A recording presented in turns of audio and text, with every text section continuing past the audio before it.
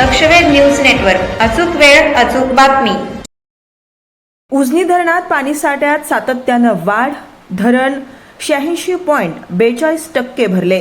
दौंड येथे भीमा नदीतून 55,000 क्युसेसहून अधिक पाण्याची आवक।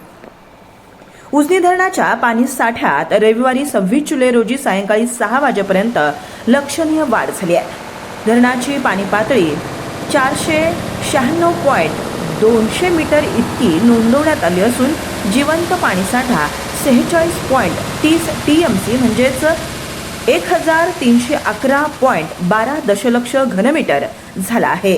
हा धरणाच्या एकूण जिवंत साठ्याच्या 86.42% इतका आहे।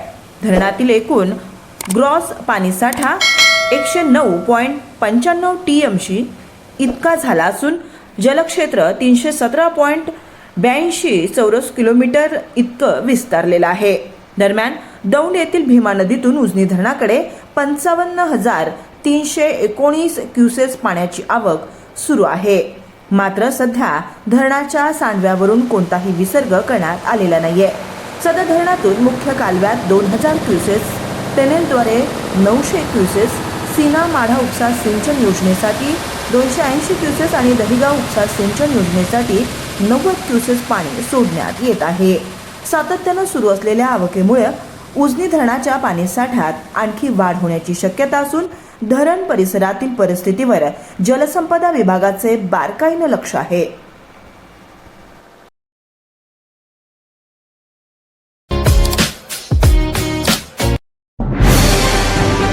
आजच आपल्या लक्षवेध न्यूज नेटवर्क या चॅनलला सबस्क्राईब करा, व्हिडिओला लाईक करा आणि